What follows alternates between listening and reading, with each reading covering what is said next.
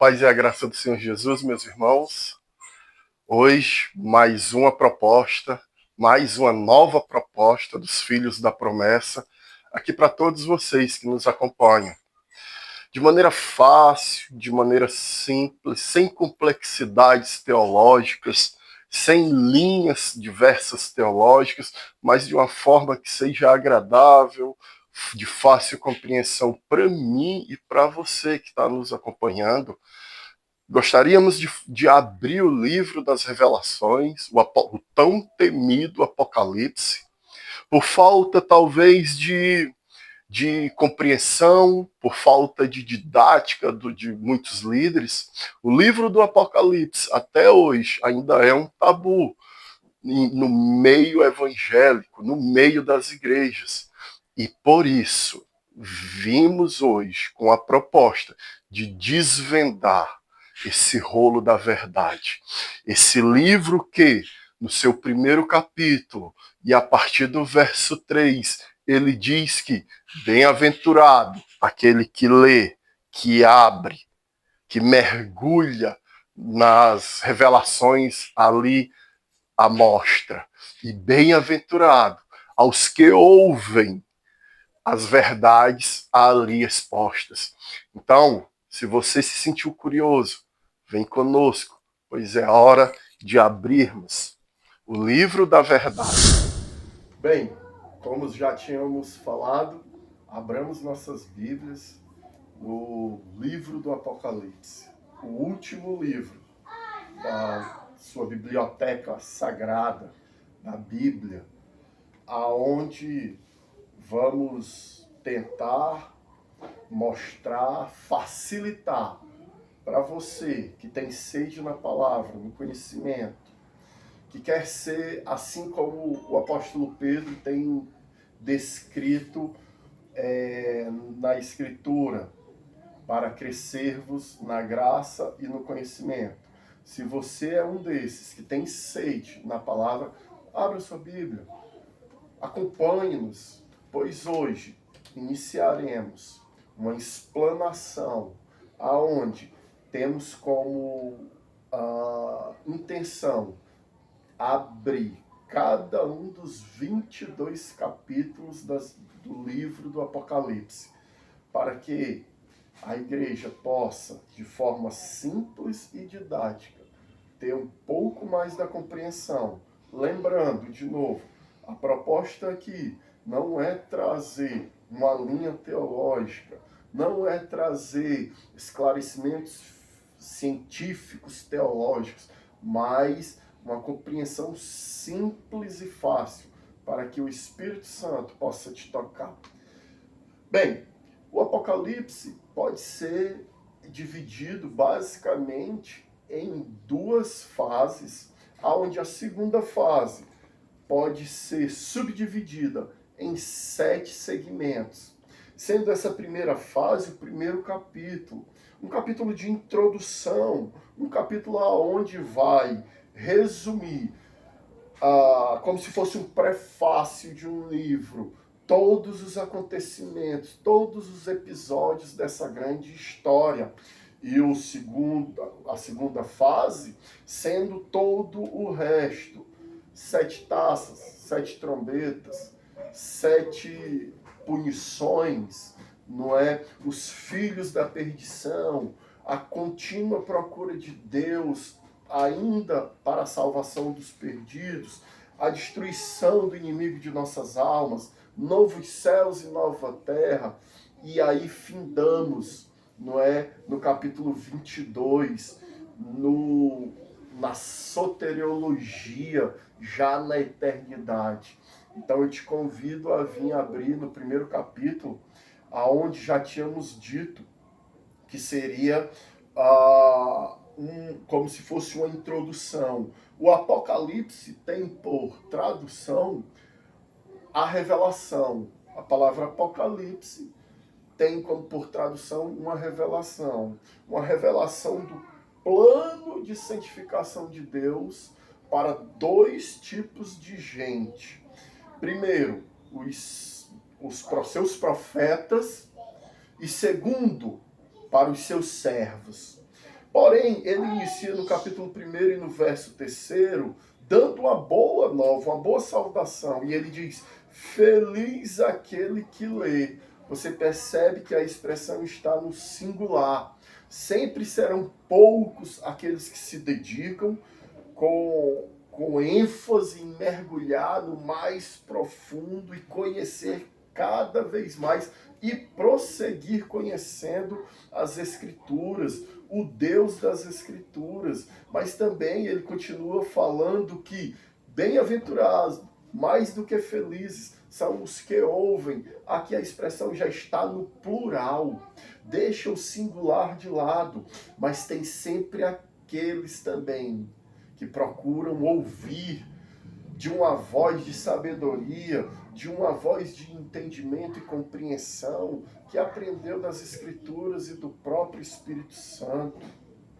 O livro do Apocalipse vem para revelar tais maravilhas, e essas maravilhas, elas fazem parte do que o Velho Testamento já apontava, já dizia que iria acontecer. O texto é direcionado primeiramente a 7 igrejas. Isso não te dá o conforto de achar que porque esse livro foi escrito para 7 igrejas, que já nem existem mais, só são escombros e ruínas, você não precisa dessas maravilhosas palavras. Elas não são para te assustar, embora sejam um alerta, elas são para te trazer uma viva esperança. Esperança essa que Daniel, no capítulo 2 e 28, mostra para Nabucodonosor. Ele o alerta. Porém, como eu disse, também é um alerta. Serviria de esperança, mas também era um alerta, um sinal vermelho para o comportamento daquele homem. Porque ele não deu valor a tais revelações. Ele passou 7 anos vivendo como um animal, vivendo em meio a animais, na floresta, o seu corpo levando o orvalho da noite. Sabe-se lá como esse tempo passou no que diz respeito à alimentação dele. Porém, o Senhor ainda é misericordioso e quer nos revelar também, quer nos chamar a atenção. Primeiro aos seus crentes, junto com os seus profetas e, por consequente, os servos. Então é uma palavra de ânimo. O Senhor vem nos chamar, na parte B do capítulo 5, ele diz, ele nos amou e nos libertou dos nossos pecados. Isso aconteceu na cruz.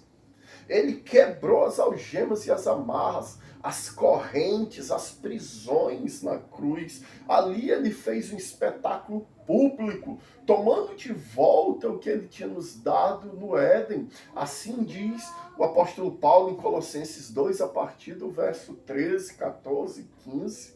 Mas a parte B do verso 5 do capítulo 1 de Apocalipse continua. Ele nos amou e nos libertou dos nossos pecados por meio do seu sangue. Foi a moeda de paga. Ele derramou o sangue justo e puro dele.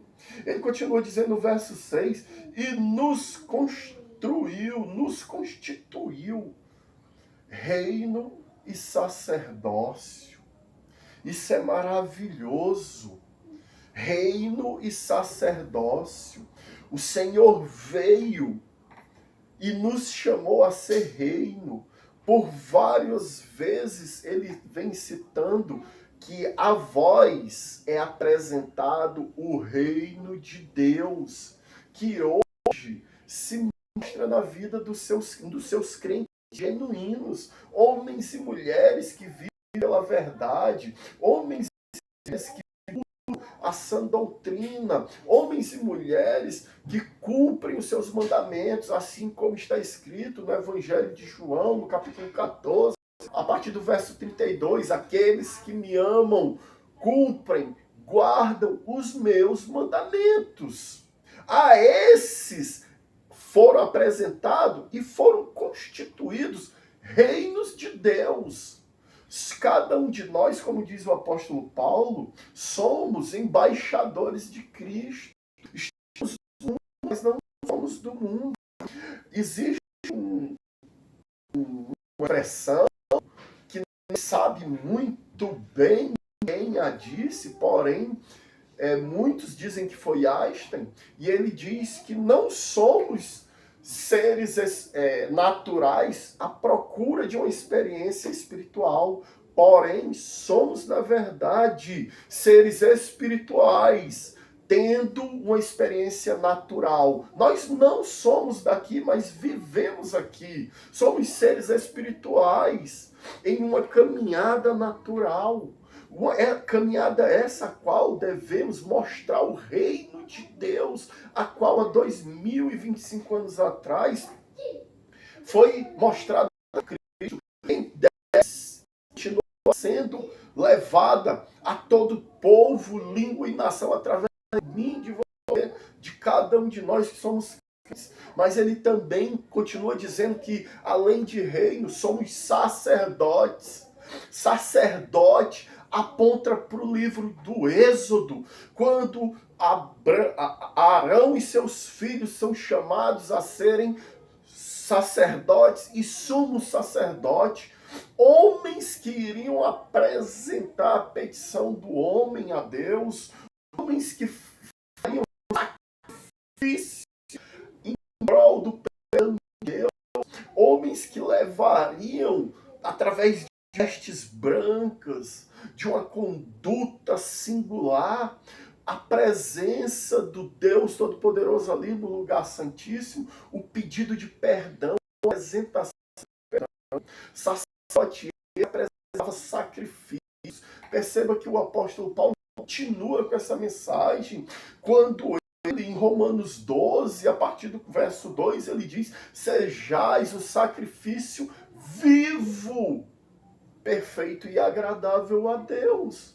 Agora, não mais necessitando do que Arão iniciou ali no deserto, mas cada um de nós sermos esse sacerdote esse que apresenta a petição por sua família, por seus filhos, por seu povo, pelo seu lar, pelos parentes, pelos vizinhos, pela nação. Existe um chamado sério no Apocalipse,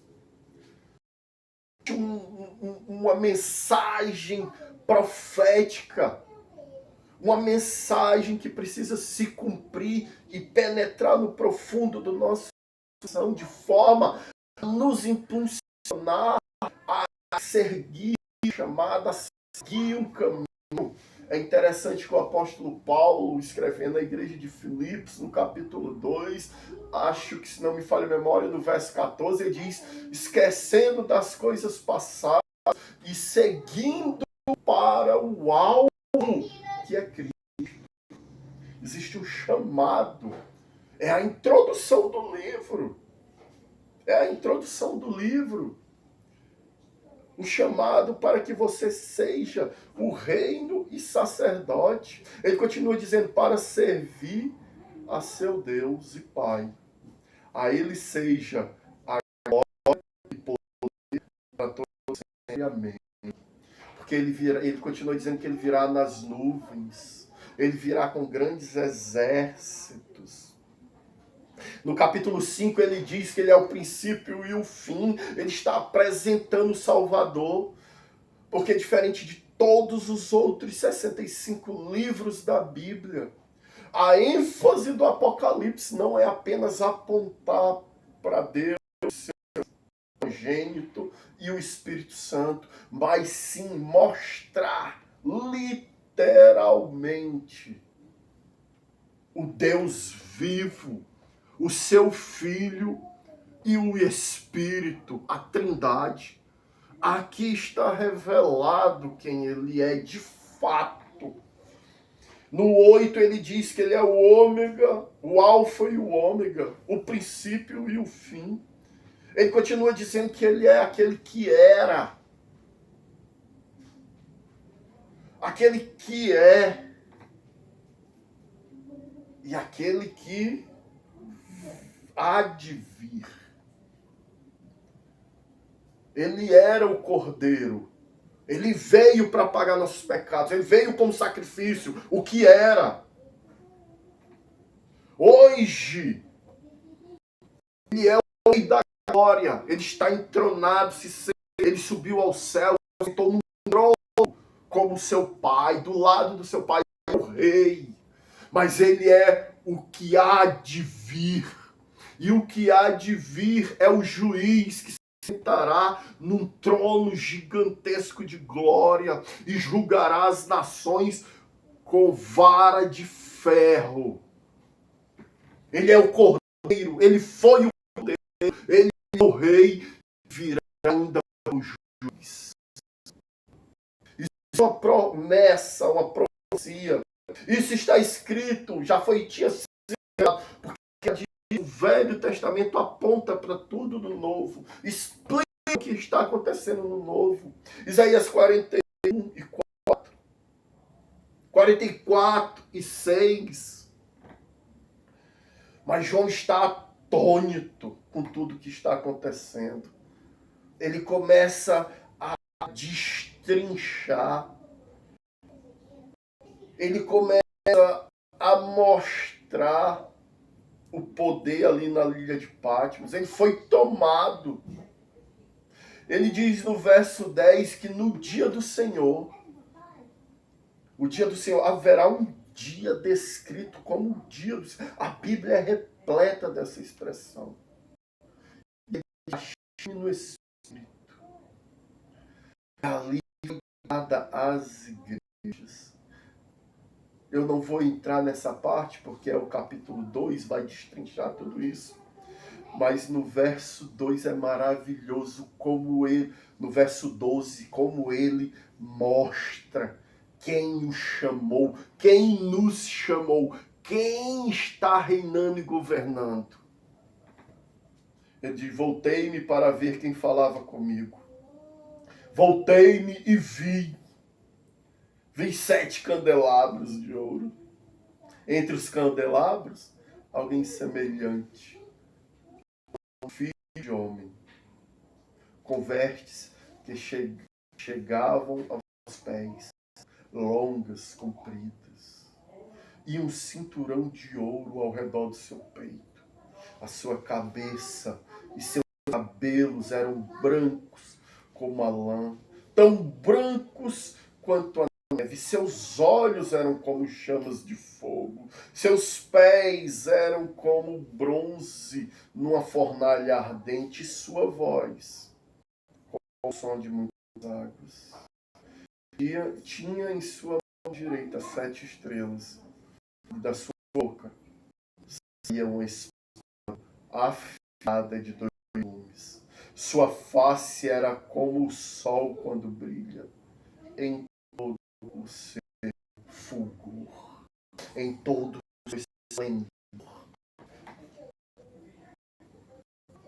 Explica o que está em Romanos a partir do 17. Os homens trocaram a imagem do Deus invisível. Ou será que se ele quisesse uma imagem, se ele quisesse ser revelado a ponto de saber atrás do rosto, todas as expressões faciais. O problema é que o homem quer transformar Deus num ser criado, numa criatura, diminuindo todo o seu poder, toda a sua glória, sua santidade, como criatura criada, como diz em Romanos, capítulo 1, a partir de 17, semelhança de animais, semelhança de homens, e não é, ele tem o rosto brilhante, como o sol do meio-dia em todo o seu fulgor, com todo o seu poder. Poder esse que você não consegue olhar para o sol, quanto mais para Deus.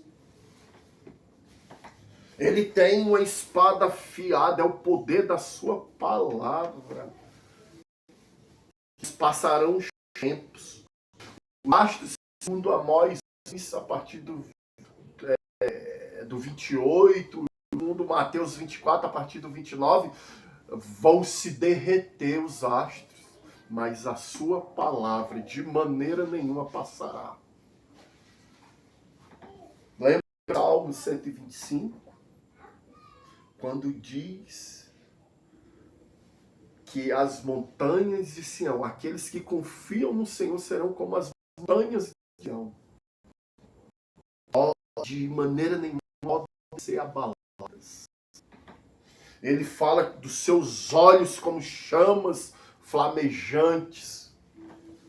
Diz respeito à onisciência. Quando Davi, no Salmo 139, diz que de maneira nenhuma podem fugir.